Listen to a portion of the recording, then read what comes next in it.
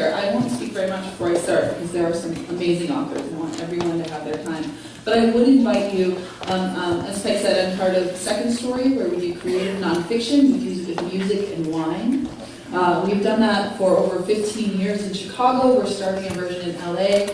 And if you go to our website, secondstory.com, you can hear our podcasts, which we're very excited about. We also partner with NPR quite regularly. And I was lucky enough to be featured on the Dinner Party Download. So there's an episode of that you can hear about the first time I ever had a drink, where I broke onto the Queen's Land in England and got shot at. So it's a true story. So I hope you check that out. But for tonight, I'm going to be telling The Kids and the King from Art and Ecology.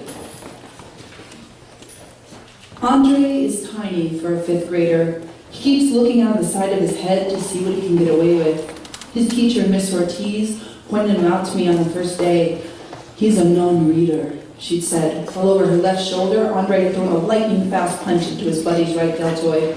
Don't expect him to be acting. He won't be able to memorize the lines. I'm an arts integrator in the Chicago Public Schools, fusing the teacher's curriculum and my art form, theater. My job is to make learning and text three-dimensional for the students, touchable. The classroom started as a perfectly structured space with each desk placed in a measured straight row. But now that I'm working in it, it looks like that scene from Fantasia where Mickey is playing wizard for the day. Miss Ortiz's hips negotiate the crooked aisles between the desks, and she is a walking fertility goddess. Most of the kids listen to her like she's their mama. She lifts her eyebrow, and the whole class goes from Fantasia to military school.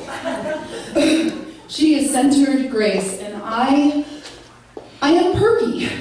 I'm jumping around the room, turning chairs upside down, and asking students to find meaning in it. Andre's not shy about telling me how ridiculous I look. Not to worry, I tell him, you'll get used to it. The black kids think I'm Latina. I can tell from their half-hearted olas. The Mexican kids think I'm Puerto Rican, and the Puerto Rican kids think I'm Mexican. Their heads tilt trying to figure out the structure of my voice. It clips up at the end as if everything is good news, and the sounds push through my nose like I have a cold. Miss Ortiz twists her long black hair around her hand and throws it behind her. I want to do a project on the civil rights movement for MLK Day, she says. Do you think we could tie literacy goals into that? Fireworks go off inside my body because she has handed me my dream unit. She can't tell by the lightness of my skin or my thin, floppy hair, but I am the daughter of a Black Panther father who married an Irish-German mother, and together they created a kid full of cultural pride and extreme curiosity.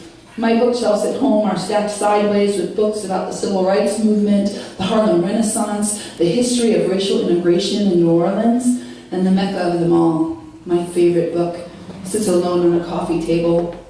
Freedom. A photographic history of the African-American struggle. I spent months looking for this book, not sure that it existed at all. I'm looking for a photographic history of the civil rights movement, I'd said to numerous bookstore clerks. Something that is different from the images that we see, those same three pictures every February. You know, MLK at the podium, Rosa Parks in her horn-rimmed glasses, and if we're getting really risky, we get to see Malcolm X in his bow tie. And not that those are bad pictures, I would add, careful not to offend. It's just that, isn't there more? I was searching for the story behind those three pictures. Books line my shelves because even as an adult, I can't imagine how these three frozen moments alone changed America. I mean, where's the rest of the story? Who aren't we hearing from? My father talks to me about sitting in a pew at Emmett Till's funeral and watching the Chicago Police Department surround the building where hours earlier they had shot and killed Fred Hampton. Events that I didn't see in any of my textbooks or hear about from any of my teachers. But what I'm really curious about is why my father turns into the Incredible Hulk when people cut him off in traffic, or why the N-word shoots out his mouth when he would never let me use it, and why his eyes always look so hurt. In our packed Chicago classroom, the kids are recreating three pictures that I've given them from the book. There's an 11-year-old corn-rolled Billie Holiday crooning in the corner. There's a group of boys no taller than 5 feet holding marker-drawn signs that say, I am a man, and a little girl holding her textbook to her chest surrounded by a frozen, jeering crowd. Instead of the starched flat iron top worn by the little girl from the Little Rock Nine, our student wears a baby fat jacket. A quiet boy named Marcus sits cross-legged at his desk, holding freedom in his lap. He pushes the book up for the class to see, cutting me off as he says, "Hey y'all, look at this. Martin Luther King is small, and he looks like he's country." The students break out of their statues and run over to the picture, pushing each other along the way. "Dang, Andre," little Billy shouts, "he's as small as you are. Shut up," he shouts, cocking a fist and popping his chest real fast in little Billy's direction. "Hey," Miss Ortiz jerks, whipping a write-up sheet into the air. "Andre, do you want another one of these?" "No," he grunts. "Sorry." "Dang." Marcus and the others flip through the pictures. I'm nervous they'll rip the pages. They stop on a picture of Jesse Jackson pointing to the sky. "What's this one?" Marcus asks, bouncing around in his seat. That is, I start slowing my words long enough to figure out how to phrase this for a class of 5th graders. That is a picture of, well, you guys know that Martin Luther King was assassinated. Andre makes a gun out of his fingers and points it at his buddy with a bruised arm. "Click, click, bang, bang, you're dead," he gloats. His buddy maneuvers a fake machine gun across the room. Tat-a-tat-tat-tat-tat-tat-tat-tat. The boys instantaneously drop to the floor, dying fake graphic deaths, and the girls double over with laughing, clapping their hands together with screams of glee at every shot. And my eyes meet Miss Ortiz in horror across the room. Her eyebrow is not working, and I start to wave my arms in the air. "Okay, stop!" I say, trying to hide the squeaky panic in my voice. "No weapons." The lifeless bodies start to jump up from the floor. "Ooh, who gets to play the assassin? I want to be it. No, me. Do we get guns? Do we get to use guns?" The boys are falling all over each other with excitement. Andre plants his hand on his buddy's face and pushes it to the ground. "I'm playing the assassin." His battle cry silences the class. I look at Miss Ortiz and she looks at me. Even a momentary pause in a 5th grade classroom could mean the end of the lesson, so I jump in. "Okay, wait, hold on, guys.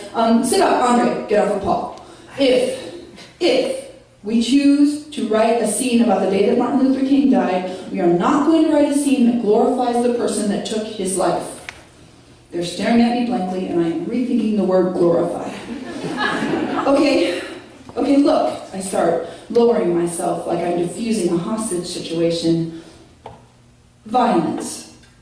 I say the word before I know what I'm going to say about it. Violence is hard to talk about, especially when we're discussing a time when so many senseless acts were happening, acts that make it seem like violence was the only answer, but we are going to talk about it. How are we going to talk about it, I wonder. And I don't tell them about my real experience with violence. That at 5 years old, I'd found a gun in my father's black duffel bag, and when I'd asked him why he had it, my tiny hands shaking, he said, "To protect myself," with that sadness in his eyes again.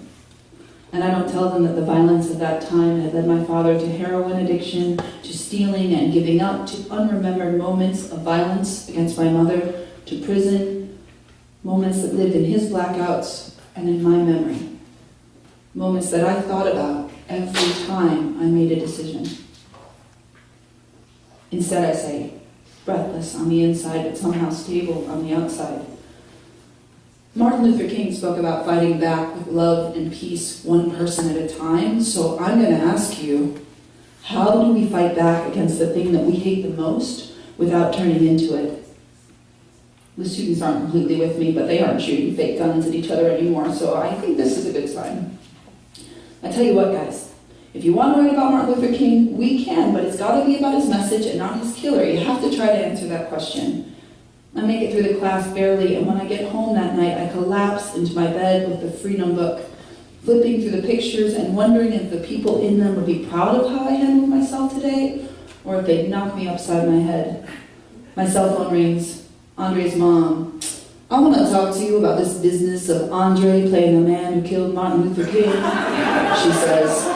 "That's my baby up there, and if you think..." I cut her off in my good daughter voice. "No, ma'am, first of all, I appreciate your calling. He is not playing the man who assassinated Martin Luther King. I would never allow that." And my voice is sounding much more like my white mother's than my black father's. I'm wondering, is this a problem?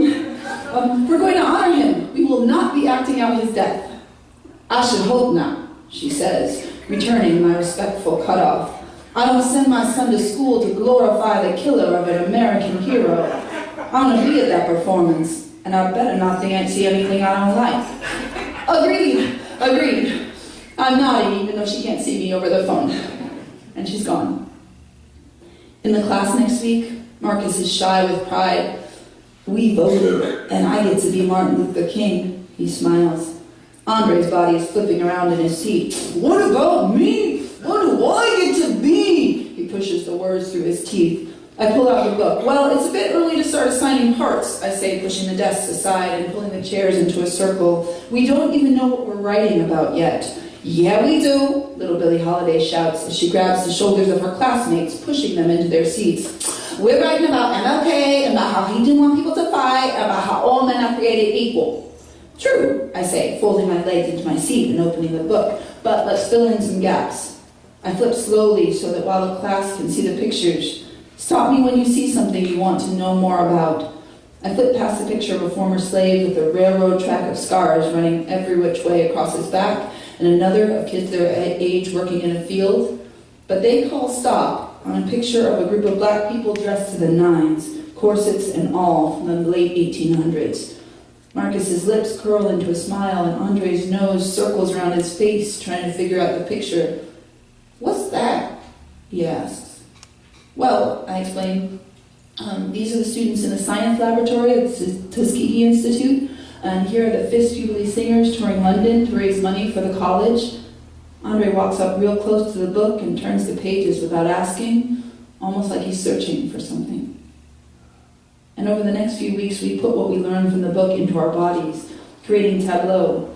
In so many of the recreations, mouths are open. The work is done in silence. There's no actual sound in the room, but it's as if you can see their voices shouting, singing, and preaching, and everyone is somehow listening. The frozen moments of Black history grow into scenes about teenage girls being arrested after a peaceful protest, and the imagined dialogue of President Roosevelt's Black cabinet, which is a real thing. The students are particularly struck by a picture of Emmett Till's mother falling to her knees at her little boy's funeral, her exhausted body being held up by those behind her. They all want to be in on this one, and they line up behind the frozen picture of his mother speaking the words that they may have said had they been there themselves. They decide the final moments of our show should be Martin Luther King's words and not his death. And on the day of the performance, my students swarm around me in panic. Marcus isn't here, Billy reports. She's the stage manager, my right hand. What do you mean? I ask. Is he sick? No. He got suspended yesterday. He hit Paul and busted his lip. I bury my head in my hands as quickly as I raise it out again because, you guys, my Martin Luther King got suspended for clocking somebody upside the head. All right, okay, can we get a copy of the script? Can somebody read it? We don't have to. Andre's got it memorized. I look past her to the stage where there is Andre in a 3-button charcoal suit highlighted by a midnight blue curtain, and he's doing a mic check. Billy continues to report. The parents are being seated. We saved you a seat in front. The designers are backstage, and the actors are in the wings. She lifts up the word wings, proud that she's speaking theater lingo. We are starting in 5. Do you want to say anything to the group? I can barely get out a yes past my smile, and she pulls me behind the closed curtains. The glow of their faces warms the stage. You have taken words off the page and made them live, I say, catching a lump in my throat and pressing it down, strangely careful not to show too much emotion to a group of kids who have shown me nothing but thank you for answering questions that I could not answer myself. As the curtain opens, Andre's mom is sitting directly behind me. I feel her adjust around shoulders to see the stage better. The students' frozen bodies, filled with pride and knowledge, embody these forgotten pictures on the stage. They show us the music of holiday, the protests of children and the loss of innocence, and the responsibility of hate. The text grows from them as it did in our classroom, but they speak like experts now. The audience stills. Andre steps forward, and I grab the wooden arm of my chair, nervous that he has not had enough time to rehearse. Darkness cannot drive out darkness, he begins. And I swear I am hearing Dr. King himself. Only light can do that. He raises his palm into the air. Hate cannot drive out hate.